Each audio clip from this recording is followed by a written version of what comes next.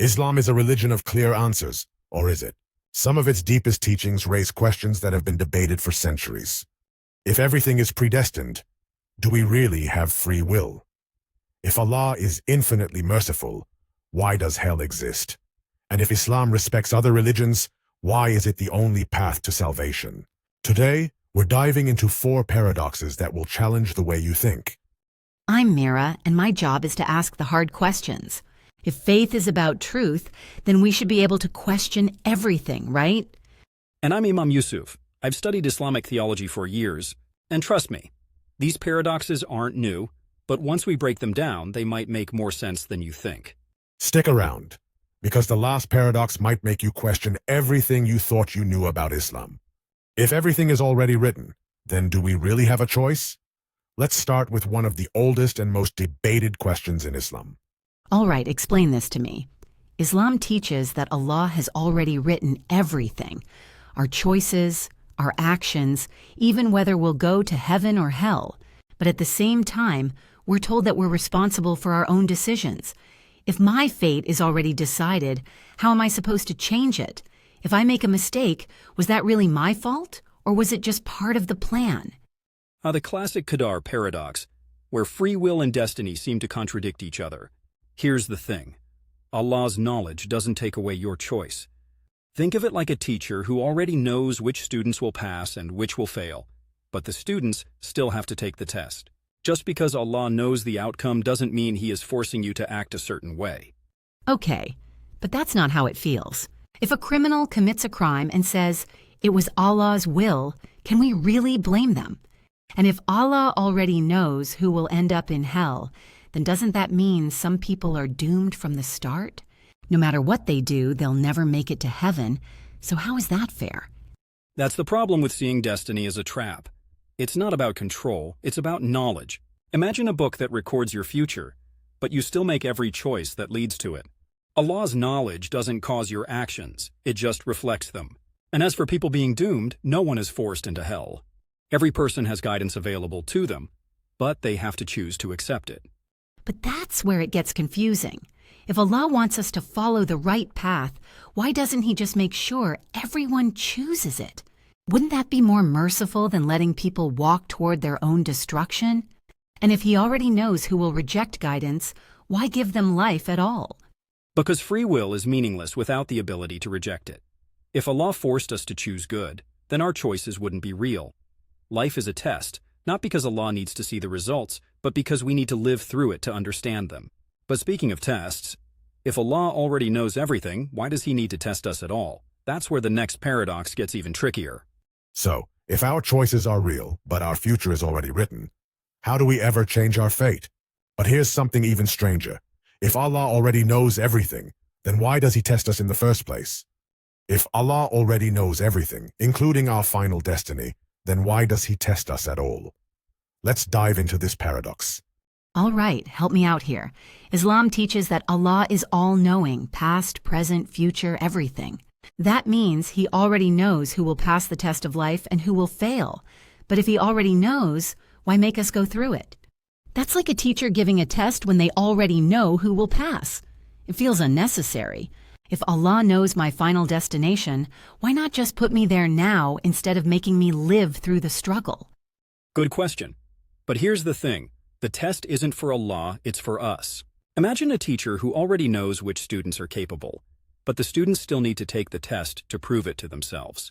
Life isn't about showing Allah what we're capable of, it's about showing ourselves. Okay, but let's take that a step further. If life is a test, but Allah already knows the results, does that mean some people are born to fail? I mean, if Allah knows who will reject faith and who will end up in hell, why even create those people in the first place? Isn't that just setting them up for failure? That's where free will comes in again. Allah knows who will reject faith, but that doesn't mean they were forced to reject it. Think of it like a book that's already written, but you're still choosing every chapter as you go. Allah's knowledge isn't causing your actions. It's just witnessing them before they happen. And as for people born to fail, no one is denied guidance. It's always there, waiting to be accepted. But that still feels unfair. Some people are born into good families, good environments, and naturally learn faith. Others are born into bad situations, raised without religion, or influenced in ways that push them away from faith. If the test of life is harder for some people than others, doesn't that make it an unfair test? That's why judgment isn't just about results, but effort. Someone who struggles their whole life to find truth may be more rewarded than someone who had it easy. The test isn't just about right or wrong answers. It's about what you did with the life you were given. But speaking of fairness, if Allah is infinitely merciful, why does He allow eternal punishment? That's where the next paradox gets even more challenging. So, if life is a test we're meant to take, but the results are already known, how is that truly fair? But here's something even harder to answer. If Allah is the most merciful, why does hell last forever? Allah is the most merciful, but at the same time, Islam teaches that some people will suffer eternally in hell. Can mercy and eternal punishment really coexist? All right, I've got a big problem with this one. Islam says Allah's mercy is greater than anything. He is Al-Rahman, the most merciful. But then we're also told that some people will be punished forever in hell. How can both of these things be true? Wouldn't a truly merciful God forgive everyone eventually? I get why this sounds like a contradiction, but justice and mercy aren't opposites. They go hand in hand. Think about it.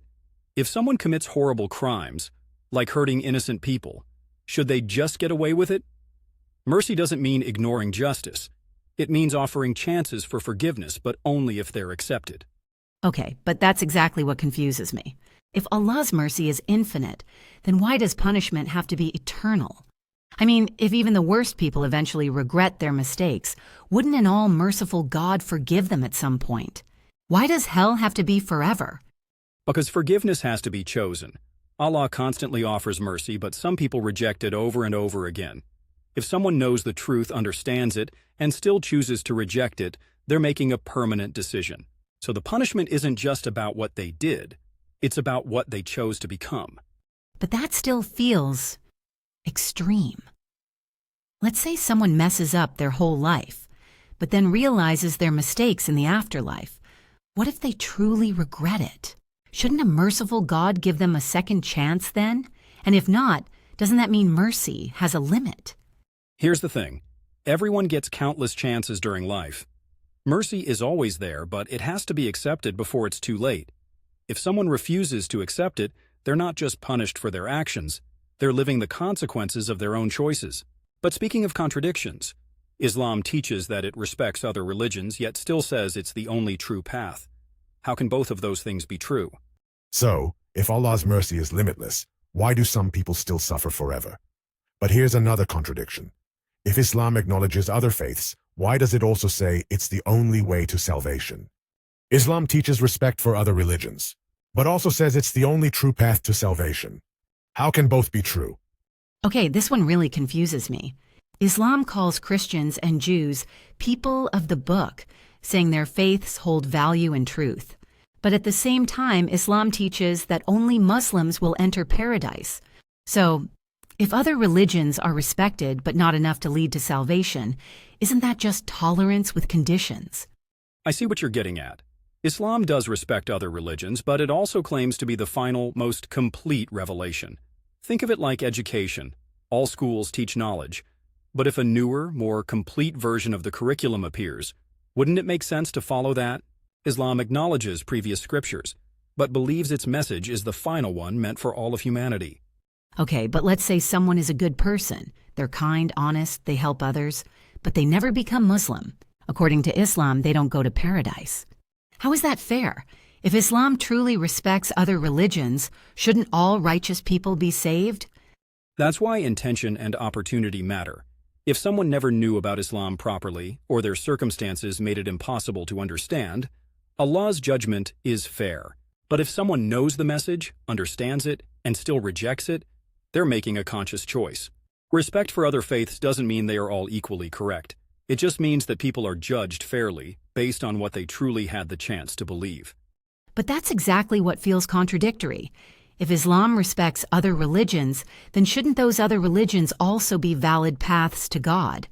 Saying, "We respect you, but you're still wrong," doesn't feel like real acceptance. It feels like exclusivity with polite wording. So, Can Islam really be called tolerant, or is it just offering respect while still keeping its own superiority? That's the challenge of truth and tolerance.